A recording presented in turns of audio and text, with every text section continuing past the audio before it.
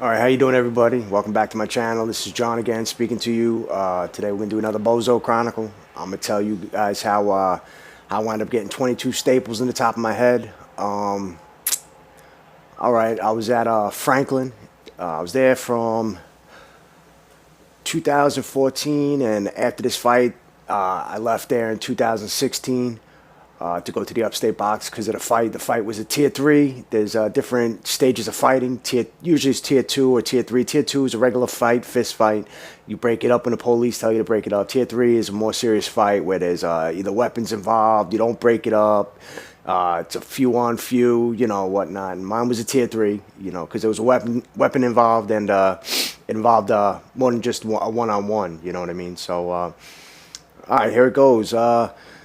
I used to be in a gang back then. It's irrelevant what gang I was in. I was banging. You know what I mean? I was banging since 2009. So I brought it with me when I went upstate. And Franklin was a pretty bad facility. There was about 3 cuttings a day, every single day. Every single day, at least 3 bad cuttings or stabbings or something. I've been all over DOC, and that was probably the worst spot I've ever been at. You know what I mean? It was worse than Green. You know what I mean? So yeah, they got it's called cookie cutters there, which means all the dorms look identical. It looks like you took a cookie cutter and just made all the identical dorms, with that. And the dorms were connected, like each dorm, like you would have A1 and A2. It was in one building, and the one side and the two side, they would connect by these doors. There was just a door that would connect the 2 dorms that the inmates never went through. The police would go through when they did their counts, when they put the count slip over, or if they wanted to talk to their coworker or whatnot. And I was on one side, and someone on the other side of the dorm, the other dorm, the connecting dorm, they got cut, and they were part of another gang, and they got cut bad. They got cut from their chin all the way to the top of their head, and the person who did it was Spanish, so.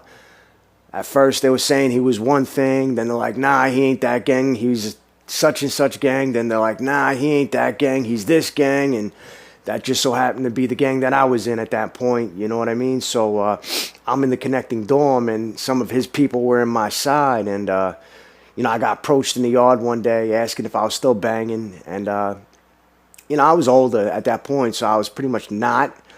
But I wasn't going to give the satisfaction. I let it be known, like, I'm always going to be it. But, it is what it is. Like, wow, what's up? Because I didn't know what was going on at the time. I knew son got cut, but as far as I was concerned, it was just a regular cutting, a one-on-one situation. It had nothing to do with gang beef, And believe it or not, it was a one-on-one situation. It had nothing to do with gang beef. They didn't know that, though. They were just assuming, like, one of theirs got cut, so someone had to get it. You know what I mean? So they approached me in the yard, like I said, and I knew I was going to get lined up to get cut, possibly on my face, when I didn't expect it. So I said, fuck it, I'm going to have to handle this shit, face to face, like, right now. Like, let me get this over with while I know what's going on before they catch me slipping, walking to chow or to a program, and a couple people get me from behind, you know what I mean? Because that's how a lot of these people do it upstate, they scared to fight, so they get you from behind.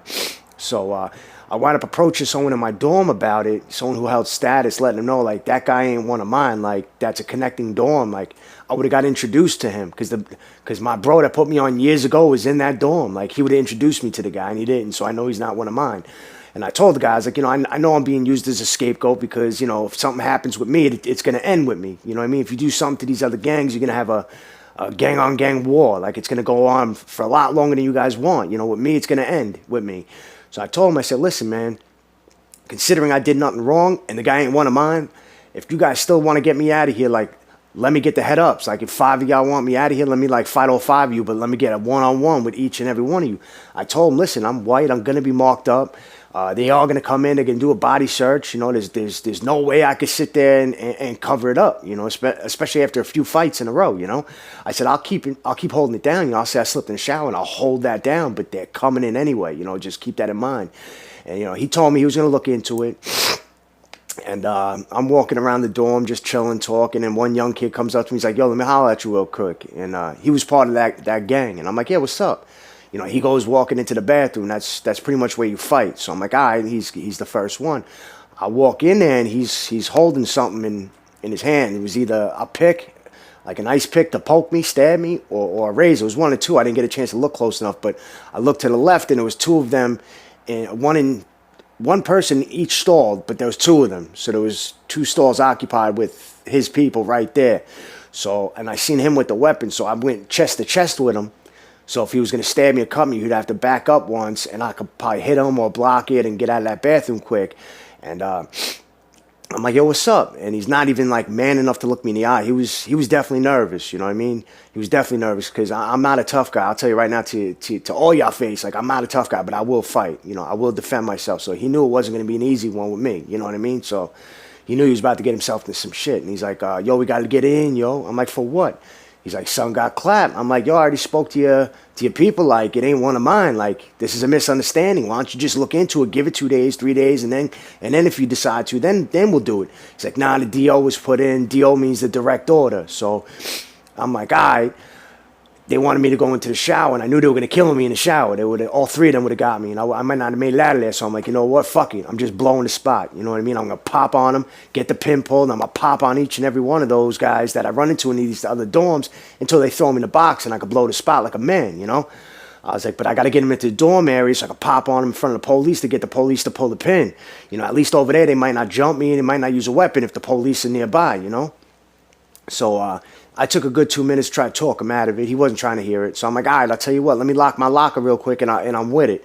He's like, all right, go ahead. And I'm like, yo, you want to come with me? Make sure I'm not getting a weapon? He's like, nah, you good. That's his second mistake. First mistake was not cutting me the second I walked in there. Second mistake is letting me leave. But I need him to come with me. So I'm like, yo, you want to come with me, bro? You sure? Like, I might get a weapon. He's like, nah, you good. So now he's letting me leave without coming with me. And I could be getting a super sword right now to, like, take all of them out. That's his third mistake, you know. So I go in my cube, and I'm just waiting for him. I got to play possum now, wait for him to come out and get impatient. He finally does that, and he walks past me, though. He walks into his cube, and he walks up to me again. I'm like, yo, you sure you want to do this? We don't got to do this, man. He's like, yeah, we do. Now you're pissing me off. So I'm like, all right, let's go. Because now I got him exactly where I want to get him, you know. I make him walk on my left side so I can use my right hand. We start walking towards the bathroom. We get close enough to the bubble. The bubble is where the officer stays and sits. And I just hook off on him. I give it my all. Catch him square in the mouth, man. Blood. I see blood and everything. I go to cover my face to hit him in the ribs, you know, body him, and I don't even know if I made that, you know, connect or not. I don't know if I connected with that punch or not, because all of a sudden I'm sitting on the ground. I see the blood squirting out of my head. It hurt for a second. That's it. Literally a second. I go, fuck. And I grab the top of my head, and I feel the pressure of the blood just squirting out of my head, you know. And someone gives me a rag to put on my head to stop the bleeding, and I go to the emergency room. And, you know, in the hospital outside of the prison, that's how bad it was. And you could see my scalp. It pulled the skin off my skull down off my scalp. It severed the membrane and everything, you know, and it severed an artery. That's why the blood was squirting out so much. So I had to get stitches to stitch up the artery, and I had to get 21 staples to staple up the wound. It was a V-shaped wound on the top of my head. First, they had to pull the scalp up before they stapled it, you know. And, yeah, I got to tell you, that was a crazy experience, man. And the way the CO wrote it up was there was two of them. I don't know which one of them got me with it was a lock and a sock, a combination lock put into a sock. I was hit on the top of the head 3 times with it. It took 3 times to get me to go down, though, you know what I mean? I wasn't even knocked out. Like, I just went on my ass, you know. It shocked me. I don't remember it, but I was never on my back, you know what I mean? I never went to sleep. But I only know what happened because that's what the officers tell me, you know. And yeah, the shit was crazy. You know, that's just like regular shit though in prison. That's a whole nother reason why you shouldn't go. You know what I mean? Because that's not even the only fight. I was in some pretty badass fights in there, you know. And maybe one day I'll do a Bozo Chronicle telling you a few more. But I figured I would just dedicate the one to this because this one was pretty badass. Like I said, you know, 21 staples, pretty rough.